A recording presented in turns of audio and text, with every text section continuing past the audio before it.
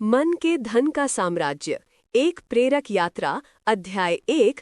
अभाव का अंधकार और आशा की एक किरण। एक छोटे से शहर में, जिसका नाम प्रगतिपुर था, रवि नामक एक युवक रहता था। प्रगतिपुर नाम के बावजूद रवि का जीवन प्रगति से कोसों दूर था। वह एक साधारण परिवार से था, जहां हर सुबह संघर्ष की नई गाथा लिखती थी। उसके पिता एक छोटे से कारखाने में काम करते थे और माँ घर चलाती थी।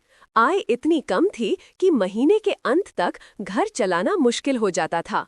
रवि ने हमेशा देखा था कि उसके माता पिता कैसे हर छोटी छोटी जरूरत के लिए जूझते थे, और ये देखकर उसके मन में एक गहरा दर्द पनप गया था। उसने ठान लिया था कि वह अपने परिवार को इस अभाव के चक्रव्यूह से बाहर निकालेगा। रवि स्वभाव से मेहनती था। उसने अपनी पढ़ाई के साथ साथ एक स्थानीय दुकान में सहायक के रूप में काम करना शुरू कर दिया।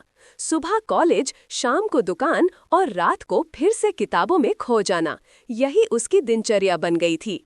लेकिन कड़ी मेहनत के बावजूद उसे लगता था कि वह एक ही जगह पर अटका हुआ है। जितनी भी कमाई होती थी, वह या तो घर के खर्चों में चली जाती थी या फिर अप्रत्याशित जरूरतों को पूरा करने में। वो अक्सर सोचता था कि सफलता के लिए सिर्फ मेहनत ही काफी नहीं है, कुछ और भी चाहिए। एक दिन कॉलेज में उनके अर्थशास्त्र के प्रोफेसर श्री वर्मा ने वित्तीय साक्षरता पर एक व्याख्यान दिया। उन्होंने कहा, धन कमाना महत्वपूर्ण है, लेकिन उससे भी ज्यादा महत्वपूर्ण है धन को समझना, उसे बढ़ाना और उसे बुद्धिमानी से खर्च करना। आपका मोटिवेशनल माइंडसेट सिर्फ आपकी मेहनत को ही नहीं, बल्कि आपके धन संबंधी निर्णयों को भी प्रभावित करता है। रवि के लिए ये बात एक नई सोच का द्वार खोल गई। उसने महसूस किया कि उसकी सोच में कहीं न कहीं कमी है। प्रोफेसर वर्मा ने आगे कहा, गरीबी अक्सर विचारों से शुरू होती है और अमीरी भी। ये वाक्य रवि के जहन में घर कर गया। उसने तय किया कि वो अब सिर्फ मेहनत नहीं करेगा, बल्कि अपनी सोच को भी बदलेगा। अध्याय 2। नई सोच की तलाश और एक नया गुरु। रवि ने प्रोफेसर वर्मा से संपर्क किया और उनसे अपनी वित्तीय चुनौतियों के बारे में बताया। प्रोफेसर वर्मा ने मुस्कुराते हुए कहा, रवि, तुम अकेले नहीं हो। हजारों लोग इसी भ्रम में जीते हैं कि पैसा कमाने से उनकी समस्याएं खत्म हो जाएंगी। लेकिन सच ये है कि जब तक आप धन को प्रबंधित करना नहीं सीखते, तब तक आप कितनी भी कमाई कर ले, आप हमेशा अभाव महसूस करेंगे। उन्होंने रवि को एक पुस्तक पढ़ने की सलाह दी, जिसका शीर्षक था मन के धन का साम्राज्य। ये पुस्तक एक प्रसिद्ध वित्तीय सलाहकार श्री आनंद द्वारा लिखी गई थी। आनंद जी एक ऐसे व्यक्ति थे जिन्होंने शून्य से शुरुआत कर एक विशाल वित्तीय साम्राज्य खड़ा किया था। उनकी कहानियां और विचार प्रगतिपुर के युवाओं में प्रेरणा का स्रोत थे। रवि ने वह पुस्तक खरीदी और उसे पढ़ना शुरू किया। पुस्तक के पहले अध्याय में ही लिखा था, आपका धन संबंधी दृष्टिकोण, फाइनेंशियल माइंडसेट, आपके भाग्य का निर्माता है। रवि को लगा जैसे ये पंक्तियां सीधे उसके लिए लिखी गई हों। उसने पुस्तक में दिए गए सिद्धांतों को समझना शुरू किया। बचत का महत्व, निवेश की शक्ति और अनावश्यक खर्चों पर नियंत्रण। सबसे महत्वपूर्ण, पुस्तक ने उसे सिखाया कि धन सिर्फ बैंक खाते में मौजूद संख्या नहीं है, बल्कि ये स्वतंत्रता, सुरक्षा और अवसरों का प्रतीक है। उसने अपने खर्चों का लेखा जोखा रखना शुरू किया, जो उसने पहले कभी नहीं किया था। उसे ये जानकर आश्चर्य हुआ कि वह कितनी ही छोटी छोटी चीजों पर बेवजह पैसा खर्च कर रहा था। चाय, स्नैक्स, छोटी मोटी खरीदारी, इन सब में महीने का एक बड़ा हिस्सा चला जाता था। उसने तुरंत इन खर्चों में कटौती करना शुरू किया। ये आसान नहीं था, क्योंकि उसकी आदतें पुरानी थीं। लेकिन प्रोफेसर वर्मा के शब्द और आनंद जी की पुस्तक की प्रेरणा उसे आगे बढ़ने की शक्ति दे रही थी। उसने एक छोटा सा लक्ष्य निर्धारित किया, हर महीने अपनी कमाई का 10% बचाना। शुरुआत में ये मुश्किल लगा, लेकिन उसने दृढ़ता से इसका पालन किया। उसने अपने दोस्तों के साथ बाहर जाने के खर्चों में कटौती की और घर पर ही किताबें पढ़ने में समय बिताया। अध्याय 3। बचत से निवेश तक का सफर। रवि ने अपनी बचत को एक गुल्लक में जमा करना शुरू किया। जब कुछ पैसे जमा हो गए तो उसे समझ नहीं आया कि अब इनका क्या करे। उसने फिर से प्रोफेसर वर्मा से सलाह ली। प्रोफेसर वर्मा ने उसे सरल शब्दों में निवेश के विभिन्न विकल्पों के बारे में बताया, फिक्स्ड डिपॉजिट, म्यूचुअल फंड और शेयर बाजार। उन्होंने चेतावनी दी कि शेयर बाजार में जोखिम होता है, लेकिन सही जानकारी और शोध के साथ ये सबसे ज्यादा रिटर्न दे सकता है। रवि को शेयर बाजार के बारे में सुनकर थोड़ा डर लगा, क्योंकि उसने कई कहानियां सुनी थी जहां लोगों ने अपना सारा पैसा खो दिया था। प्रोफेसर वर्मा ने समझाया, रवि, डर अज्ञानता से पैदा होता है। जब आप किसी चीज को समझते हैं तो उसका डर कम हो जाता है। निवेश जुआ नहीं है, ये एक गणनात्मक जोखिम है। उन्होंने रवि को कंपाउंडिंग की शक्ति के बारे में बताया, कैसे छोटा निवेश लंबे समय में एक बड़ा धन बन सकता है। रवि को लगा जैसे वो एक रहस्यमयी दुनिया में प्रवेश कर रहा हो। उसने तय किया कि वो पहले म्यूचुअल फंड में निवेश करेगा, जो कम जोखिम भरा और विशेषज्ञों द्वारा प्रबंधित होता है। उसने अपने सीमित पैसों से एक छोटा सा SIP सिस्टमैटिक इन्वेस्टमेंट प्लान शुरू किया। हर महीने उसकी कमाई का एक हिस्सा सीधे म्यूचुअल फंड में चला जाता था। शुरुआत में उसे कोई बड़ा बदलाव नहीं दिखा, लेकिन कुछ महीनों बाद उसने देखा कि उसके निवेश का मूल्य धीरे धीरे बढ़ रहा है।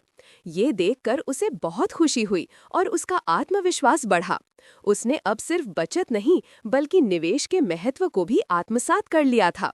उसने अपनी वित्तीय साक्षरता को बढ़ाने के लिए और भी किताबें पढ़नी शुरू की। उसने वित्तीय समाचार चैनलों को देखना शुरू किया और आर्थिक रुझानों को समझना सीखा। वो अब सिर्फ एक ग्राहक नहीं, बल्कि एक जानकार निवेशक बन रहा था। अध्याय 4, चुनौतियों का सामना और नई शुरुआत। रवि की वित्तीय यात्रा आसान नहीं थी। कई बार ऐसे मौके आए जब उसे अपने निवेश को तोड़ने या अपनी बचत का उपयोग करने का प्रलोभन हुआ। एक बार उसकी बहन की शादी के लिए परिवार को पैसों की सख्त जरूरत पड़ी। रवि को लगा कि उसे अपने सारे निवेश निकालने पड़ेंगे। उसने उदास होकर प्रोफेसर वर्मा से बात की। प्रोफेसर वर्मा ने उसे शांत रहने और वैकल्पिक समाधान खोजने की सलाह दी। उन्होंने कहा, रवि, जब हम किसी लक्ष्य के प्रति प्रतिबद्ध होते हैं तो रास्ते अपने आप बनते हैं। रवि ने अपने रिश्तेदारों से बात की और उनसे कुछ समय के लिए मदद मांगी, ये वादा करते हुए कि वो जल्द ही लौटा देगा। उसने अपनी मेहनत बढ़ाई और कुछ अतिरिक्त काम करके पैसे जुटाए, लेकिन उसने अपने निवेश को हाथ नहीं लगाया। ये एक बड़ी परीक्षा थी और वो इसमें सफल रहा। इस घटना ने उसे सिखाया कि वित्तीय अनुशासन कितना महत्वपूर्ण है। उसने ये भी महसूस किया कि जब आप एक सही मानसिकता के साथ चलते हैं तो लोग आपकी मदद करने के लिए भी आगे आते हैं।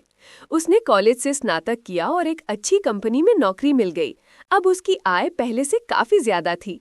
उसने अपनी जीवन शैली को तुरंत नहीं बदला, बल्कि अपनी बचत और निवेश को बढ़ाया।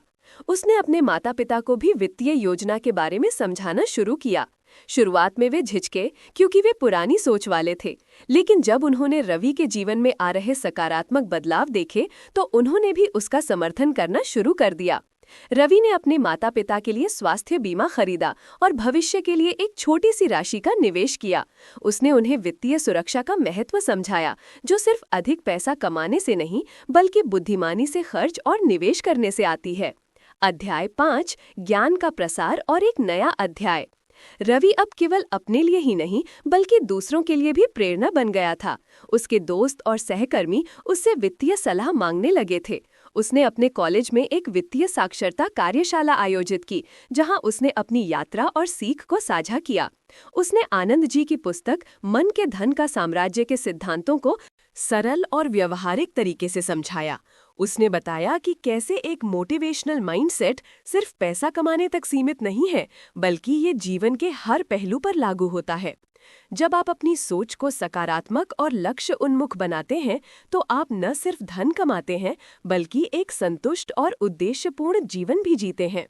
वो अब सिर्फ एक कर्मचारी नहीं था, बल्कि एक निवेशक, एक शिक्षक और एक सलाहकार भी बन गया था। उसने अपनी शुरुआती नौकरी के साथ साथ एक छोटा सा ऑनलाइन ब्लॉग शुरू किया, जहां वो वित्तीय ज्ञान और व्यक्तिगत वित्त पर लेख लिखता था। उसका लक्ष्य था कि वो ज्यादा से ज्यादा लोगों को वित्तीय स्वतंत्रता की ओर प्रेरित कर सके। कुछ सालों में रवि में अपनी मेहनत, अनुशासन और सही मानसिकता के बल पर एक सम्मानजनक संपत्ति खड़ी कर ली थी। उसने एक छोटा सा घर खरीदा, अपने माता पिता के लिए बेहतर जीवन सुनिश्चित किया और अपने भविष्य के लिए भी पर्याप्त निवेश कर लिया था। उसने ये सब सिर्फ इसलिए किया क्योंकि उसने अपनी सोच को बदला था, एक अभावग्रस्त मानसिकता से एक प्रचुर मानसिकता तक। वो अब केवल प्रगतिपुर में नहीं बल्कि पूरे देश में वित्तीय जागरूकता का प्रतीक बन गया था। उसका जीवन इस बात का प्रमाण था कि सफलता केवल भाग्य या जन्म से नहीं मिलती, बल्कि ये एक सचेत चुनाव है। अपनी मानसिकता को बदलने का चुनाव, अपने लक्ष्यों के प्रति प्रतिबद्ध रहने का चुनाव और सीखने तथा बढ़ने का चुनाव। उसने समझा कि धन केवल संख्याओं का खेल नहीं है, बल्कि ये एक आंतरिक खेल है, जहां आपकी सोच ही आपके बाहरी धन का निर्धारण करती है। ये मन के धन का साम्राज्य था, जिसे रवि ने अपनी दृढ़ इच्छा शक्ति और सही मानसिकता से बनाया था।